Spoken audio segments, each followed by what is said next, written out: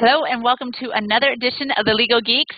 With me as always is my partner in geekdom who's looking extra dapper tonight. Hello, Josh Gilliland. How are you? Good evening, Jessica Mederson.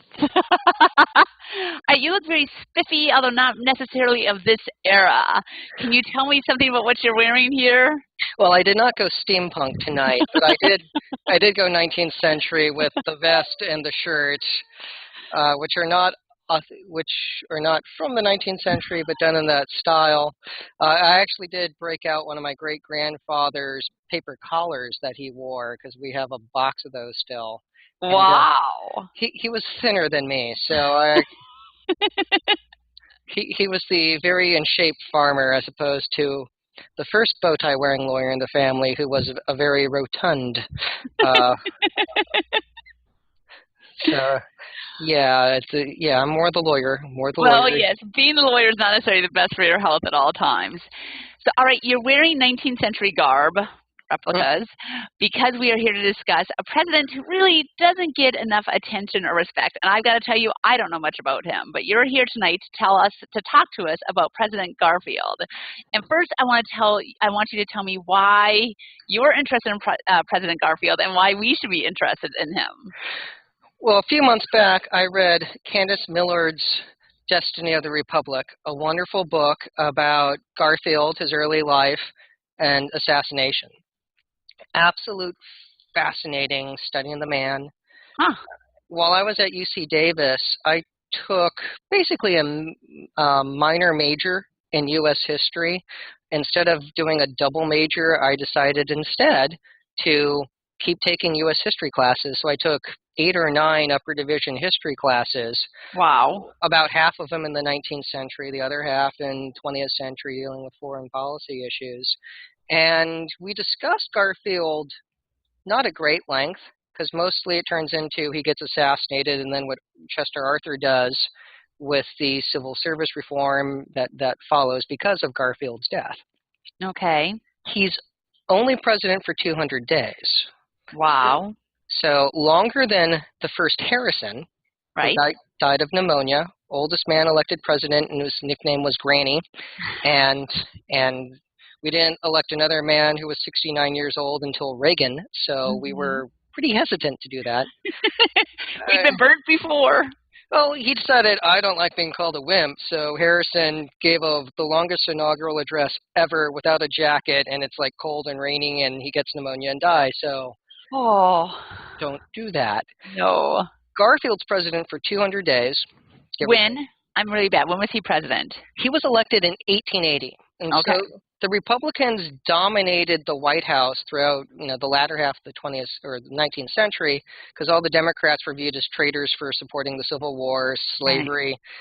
Right. And, you have Grant, who's president for 2 terms, Harrison president for 1, because there's the Tilden-Hayes dispute, because Tilden won the popular vote barely. Hayes won the Electoral College, and that's actually decided in the House. Okay. And so part of the deal was we'll end Reconstruction, because it looks like we're going to have to fight another civil war to get the South to behave, because under Grant, we passed the Ku Klux Klan Act, and we're hunting down the Klan and, force bills to take them on because they are outright attacking U.S. citizens who are trying to vote, and we kind of don't like that here.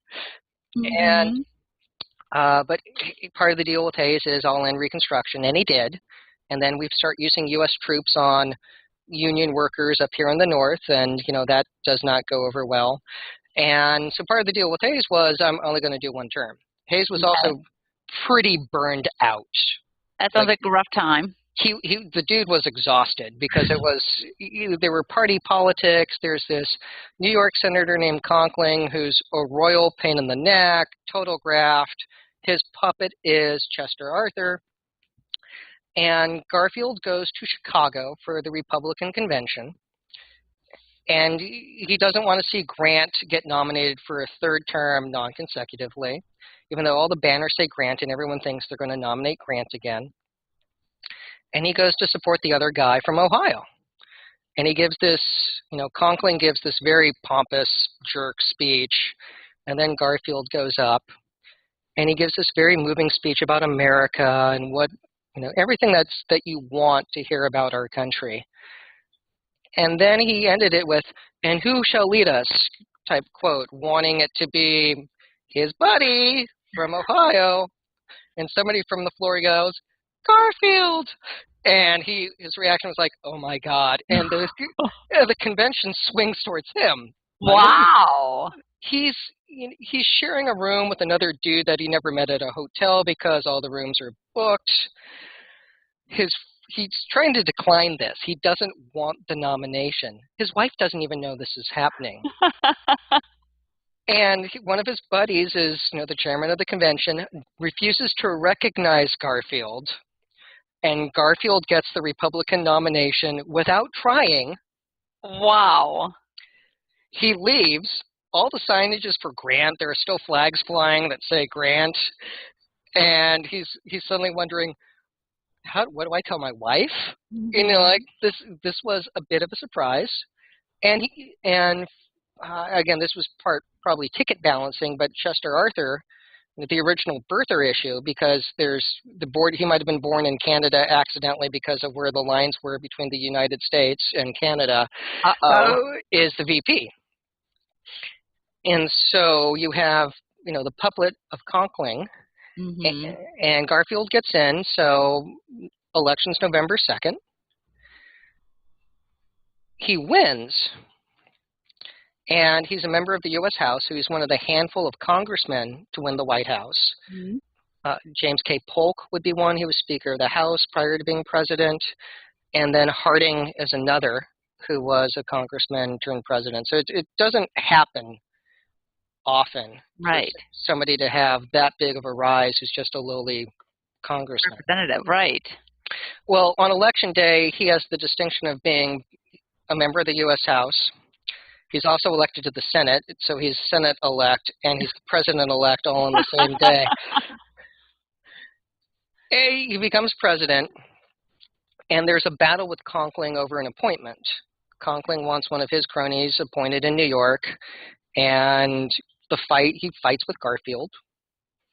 Garfield ultimately wins, and it's a beautiful destruction of this corrupt senator, because he's like, "Fine, if I can't have my way, I'll just resign, and one of my buddies will resign too." And they go back to New York thinking that the legislature is just going to reelect them, and they lose. They don't get So he destroys his political career.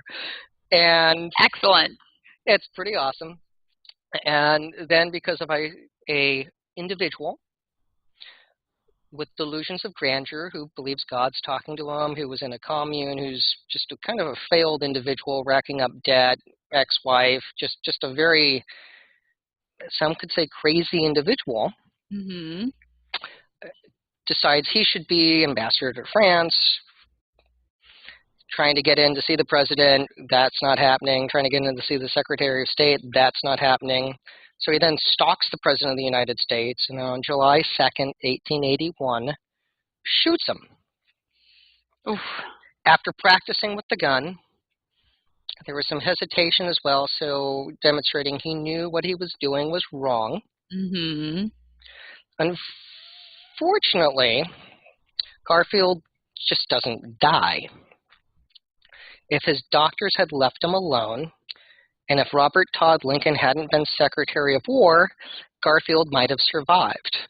Where things fall apart and Robert Todd Lincoln is inadvertently responsible for the death of another U.S. president, his dad. He couldn't stop his dad, but he was on hand for his dad. He goes, "Well, Dr. Bliss treated my dad after my dad got shot. I'll go get Dr. Bliss," who then immediately takes over the care of the president. Because he did it so well the first time. Well, again, Lincoln got shot through the head, so there. I know. But I'm just saying, I don't know if that'd be like, the guy who treated my dad who didn't do it successfully. I don't know if that's who I would jump to immediately for the next president who's been shot. I'm like, let's try someone new. There are already like 9 doctors here. Maybe we should stop. Maybe we'll let the family doctor do it. Yeah, it's not like the Bliss has a track record of success that justifies, going to get him. No. So nobody funny thing in the medical field at this point in time.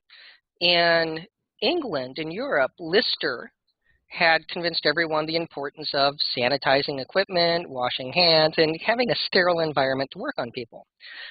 There were older U.S. doctors who rejected that, who thought pus coming out of wounds was a good thing. That's just what happens when you treat somebody. And so they poke and prod around the president where the bullet wound is and go just make horrible decisions. And so they're infecting the president the more they prod him. Oof. Alexander Graham Bell, God bless him, decides, I got an idea. I am going to invent a medical metal detector, which he kind of does in like a couple weeks on the fly. It's just awesome. Wow. But Bliss won't let him actually check the president all over. He's like, the bullet has to be here. It's got to be here on the right side of the body. Well, it was actually on the left. Oh, God. And so just screwing the president. The president, realizing he's dying, and it's July and turning into summer and just miserable in D.C., the Navy invents the first air conditioner. Wow. Yeah, it was really noisy, and they had to figure out that side of it. But, it's one of those things that came out of this tragedy. It shows American ingenuity with like, hey, let's go invent the air conditioner. A bunch of naval engineers go like, all right, here's what we got to do, and go. Wow. It's like some weird reality show challenge when you think about it. It's like, yes, okay, here's the situation. It is really hot. President is dying. What can you do? Let's make an air conditioner. So they eventually take the president by train up to New Jersey, and he dies up there in September 19th, 1881. Because the poor guy's basically dying of an infection at this point. Yeah, and the autopsy, they go like, well, we really screwed up. He's just like riddled with infection. His doctors finished him off. And truly sad. Now, something funny happens. The guy who shot the president, after shooting the president, said, don't worry, President Chester Arthur will pardon me. And so Arthur's, in the back going like, oh, my God, this is not happening. I don't know this man. We are not together. Yeah. Arthur's hiding out in New York and a couple other places. So it raises some serious constitutional issues of who's in charge. Wow. If we thought the 24-hour period where Reagan got shot was bad. I'm in control here, right? Is that what Alexander said? Don't worry, I'm in control, or is it I'm in charge? I'm in charge here, which kind of came out wrong, but the intent was I'm here and... Right. Everything's okay, but... the vice president's on his way, Speaker of the House is over there, everything's cool. We're all everyone is where they need to be, we are okay. Haig, everyone was stressed. And he should get a little more forgiveness for that one, but it was a 25th Amendment issue. Yes. By the way, I have to jump in for a second and say that Ronald Reagan, after he was shot, was treated at my university's hospital, GW Hospital, which I'm so old now that I went back recently to GW, and it turns out they've actually physically moved the entire hospital. That is how long ago I went to college, and even longer ago that Reagan got shot, of course. But yes, that is one of my university's few claims to fame, is we successfully treated a president who was shot. So he walked in on his own because he wanted to show that, don't freak out. Kudos to him. At the Reagan Library, they have an exhibit there on that. Really? Including the suit that he wore. Wow. Which is really powerful to stand over that and to look at the president's suit that he wore when he was shot. Yeah. So Arthur becomes president after several months of Garfield dying. Oh. And does a complete political 180. And so he becomes Mr. Civil Service Reform, is unsuccessful in getting the nomination for president in 1884. It goes to Blaine, who was the Secretary of State for Garfield, who then loses to Grover Cleveland, who then loses to the second Harrison, who then beats the second Harrison. Right. So, it's a very weird political time when you look at That's that. a weird political time. Wow. So, and Grover Cleveland was former governor of New York. He was also the one who had the baby out of wedlock, right? Wasn't that his whole, and he was the bachelor and... Yeah, and the baby's name was Ruth. Excuse me, the baby that he had after marrying and having a baby in the White House, they named her Ruth, and thus the candy bar was named after. Oh, that's where Baby Ruth's come from. Okay, look at that. Josh, you are a font of knowledge. Yeah, in the days before Google, there was Josh.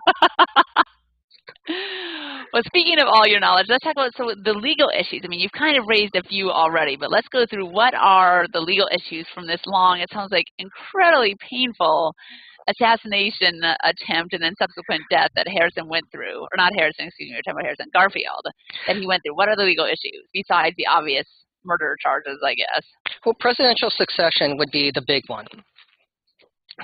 Post World War II, we drew some big lines with the 25th Amendment and the Presidential Succession Act that if the president's incapacitated, who's in charge? They didn't have that. So you had the Secretary of State and others wondering, what do we do here? Wow. Because there wasn't a provision for making the vice president acting president. Mm-hmm. And you basically had the president's secretary issuing orders on what to be doing. So it's like, yeah, that's totally constitutional. So there were some big problems with that. And we didn't fix that for another 60 years. So, well, because Woodrow Wilson, right? I mean, wasn't that the argument when he was basically probably incapacitated by strokes at the end of his last term? And his wife was basically like, I spoke to the president, and here's what he wants. Yeah, that was not okay. I mean, just the other one where it comes up is where McKinley shot, who ironically was killed in Buffalo shortly after seeing Robert Kennedy, so the black cloud strikes again. And he doesn't die immediately as well. It takes a little time for him to pass, with Theodore Roosevelt sitting around going like, okay, now what do we do? So it came about a couple times. And it's also surprising after that stuff happens, and it takes pretty much the Kennedy assassination to make it a federal offense to kill the president. Because it was a state law. It was just murder. You just killed a person. And so we then upped the ante for doing that for obvious reasons, because it happens. So that's one. Okay. Another one was a jurisdiction argument on where to try the assassin. Because the assassin took the point of view, hey, I shot him in D.C. and he died in New Jersey. And you're trying to charge me here in D.C. And the Supreme Court of the District of Columbia said, no, the crime was committed where the act happened, not where he died, and you shot him here in D.C., so we gotcha. But there was some very lengthy analysis going back to common law in England on how to resolve that. And it's fascinating to read. It was Justice Cox who wrote about that and, in that part of the trial and deciding that the court had jurisdiction. You also had how to have a fair trial for this guy, because it's not like you could move the trial to Greenland. Right. When somebody takes out a president, it kind of makes the news. Yeah. And while they didn't have social media, they had the Telegraph and the penny press. There's great books about how the Telegraph was a lot like the internet today, with communications going back and forth. Called the Victorian Internet. Good little read. But figuring out how to impanel a jury was an issue. And so that was one part of making sure he had a fair trial. There was a provision under the D.C. Code about paying for witness expenses for the defense, because the defendant was broke. How do we get the witnesses from point A to point B? And the court said, I'll take this into chambers and figure out how many we're going to pay for. And then there was the big issue of the insanity defense. which is huge, and let's break that one down as we talk about it. But All right. It's always a big one, obviously, for the assassination attempts. Always works well. Jodie Foster maybe do it. yeah, but there's a difference. He wasn't found not guilty by reason of insanity. John Hinckley was not competent to stand trial by reason of insanity. True. There are two different parts. That's true, right? Insanity at the time of the crime, and then, yes, whether you're competent to assist your lawyers at the time of your trial. So what, I've never been able to pronounce the defendant's name, but Guiteau argued, I was insane at the time of the crime because God told me to kill the president. However, I'm not insane anymore because God's not telling me to do that. Okay. So he wanted to just get out completely, scot-free, walk away. Yep. It's cool. He's not crazy anymore. All right. That did not go well. So let me pull from what Justice James of the Supreme Court for the District of Columbia described for the insanity defense. And since it's from the 19th century, it is a little long. Insanity is a defense on the very ground that it disables the accused from knowing that his act is wrong.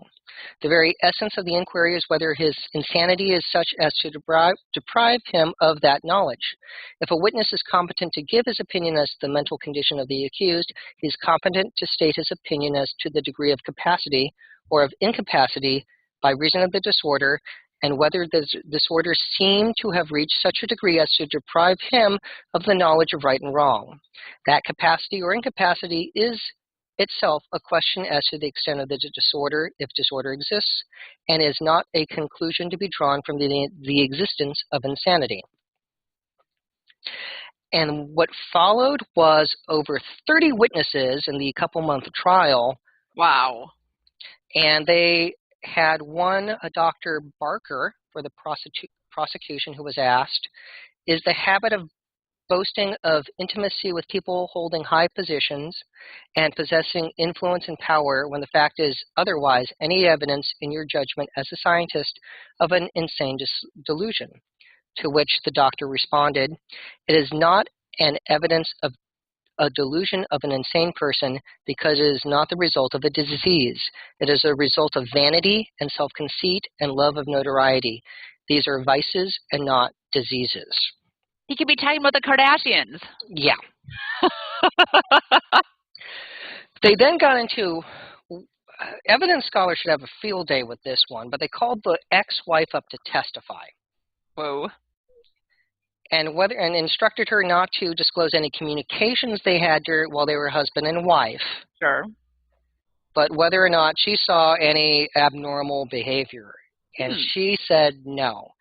Now, where evidence scholars could get a little finicky about this is that opinion is actually based upon communications. Right. How do you do that without, taking into account what should be privileged? Huh. But they're not actually disclosing the communications, right? Which sounds like a creepy NSA argument that we're only looking at the context, not the content of your email messages and text messages and voicemail. Right. We're not considering them for the truth of the matter asserted. Yeah, so that still would give people pause. It's like it's a good evidence question, and they found that it was okay for her to testify to that when it was appealed. Okay. So the defendant ends up testifying for 2 weeks himself. And oh my God. And since she's a raging schmuck, that does not play well with the jury. There were times when they thought they needed to muzzle him because he was like torpedoing his own case just by making snippy comments because his ex-brother-in-law is representing him, who's a patent lawyer, because nobody else wanted to touch that. Right. And while he's on the stand and talks about all these other points in his life, he basically puts his entire life on trial. Sure. And so there's rebuttal evidence from a whole bunch of people talking about what a schmuck this guy is, going back to the 1870s. So for like over a decade of he did this fraud, he did that, he's a pain in the neck here. Yes. What is it? What is it called? Open the door, open the gate. Yeah, you can put in all that evidence, and that's why it's so risky for criminal defendants to testify on their own behalf, because they do risk opening the door to all of that. And when you start out with "I was born a poor child," and go forward, you're really skating on thin ice. Oh. And so the court went like, yeah, it was okay to call all those rebuttal witnesses. So that was okay.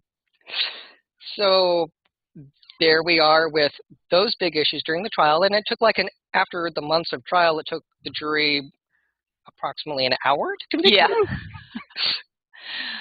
Did they have the death penalty then? Was he sentenced to death, or was he? Oh no, they hung him. They totally hung him. Okay. And he gave a really weird, childish prayer before they pulled the lever to hang him too. So his ex-wife actually personally went out to go see Garfield's widow, to beg for mercy. And to which, that took a fair amount of backbone, and Mrs. Garfield said, "No, get out of my house," type of. We don't do that here. No.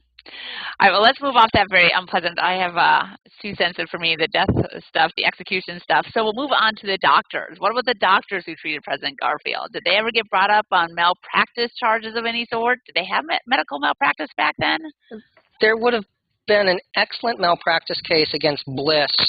Yeah. What he did. It'd be very interesting to get into the standards of practice and the industry standard, because it was split at that point in time. However, the split would show, you incompetent fool, you killed the President of the United States. And there would be the battle. It disgraced his career. It effectively ended his career from what I remember from Millard's book. But it highlights the dangers of VIP medicine, which the doctors who treated Reagan were very aware of that. And that's why they treated Reagan like a patient, as opposed to treating him like the president. Yeah. Which is why he survived. Yeah. So, granted, they also sterilized things and everything else, but medicine had advanced a bit. Yeah, just a touch. I mean, doctors of that era were called butchers for a reason. But it highlighted the split. I mean, there were some very damning editorials from other doctors, the younger doctors who were, who had believed in Lister and sterilizing equipment and not just poking a finger into a wound and cleaning equipment and everything. And it ended his career. I wonder if it helped advance the medical profession in that area. I don't know. I would think so. And is Lister from Listerine? That's all I can think of every time you say Lister. No connection? Not that I know of. He was a British doctor, was highly acclaimed, did wonderful things to advance the science of medicine. And if only they had listened to him, if only Bliss had not openly criticized him. Yeah. Part of Millard's book goes back to the World's Fair in the late 1870s, in which Bell was there demonstrating the telephone, and Lister was also there and just getting ridiculed by U.S. doctors who didn't believe in sterilizing things. And just little thing, it's just, if they had sterilized the wound, sterilized the equipment. Well, all right. Oh, go ahead. Garfield's death did unify the country. Kind of after the Civil War, everyone's kind of once again, it's no longer Republicans versus Democrats or Southern versus Northern. It's our president was killed. Yes, because he grew up in abject poverty. Poor kid, brilliant mind, worked his way up from his own bootstraps, went to college and swept the floors to pay for it the first year, and the second year was teaching classes. So just an absolutely brilliant mind. Believed in the things that we care about today. And so at that point in U.S. history, because we were tired of basically refighting the Civil War of the South over African Americans and basic civil rights, a lot of the Republicans were tired of it. Yeah. He was one of the ones that weren't. Grant was one of the ones who was not either. Yeah. And so just an interesting footnote that he was also a brilliant Civil War general who also understood the cost of war. So Garfield or? Garfield.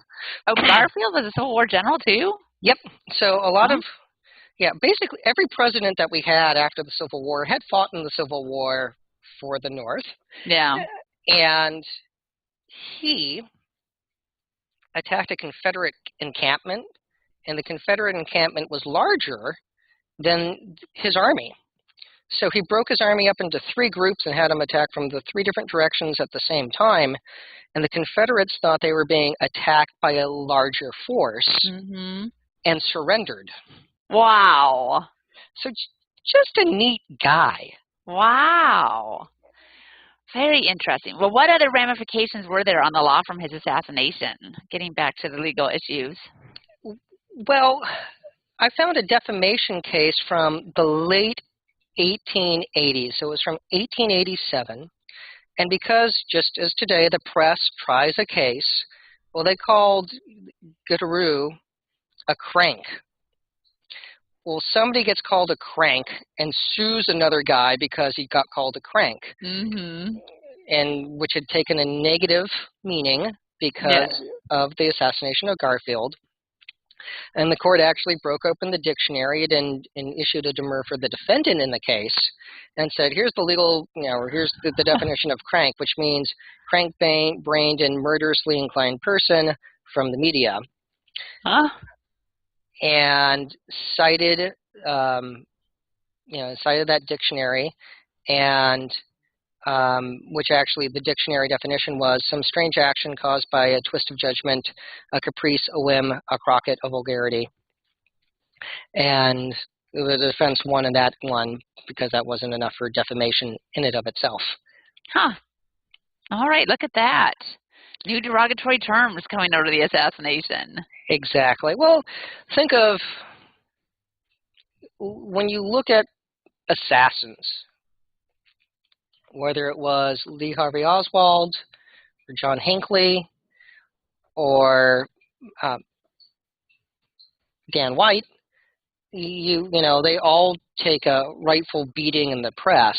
And in the case of White, his attorneys never used the word Twinkie defense in their arguments. They talked about diminished capacity and how he changed and was not eating right and all the other issues that were wrong with him. And it was the press that nicknamed it the Twinkie defense.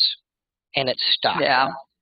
So we rightfully and understandably don't like assassins. They deserve our scorn because they take someone who's decided to engage in the political process to help people and get murdered for it. And we have a very low tolerance for those individuals. You just need to look at the Sirhan trial, in which the lead prosecutor, who's later a California Court of Appeals justice, took the opinion with all the psychological testimony to just throw it out. And if you throw it out and you don't believe it, you have nothing but cold-blooded first-degree murder. And the jury went like, yeah, that's exactly what he did to Bobby Kennedy. And so we, as a country, we have very low tolerance of that. Yes, we do.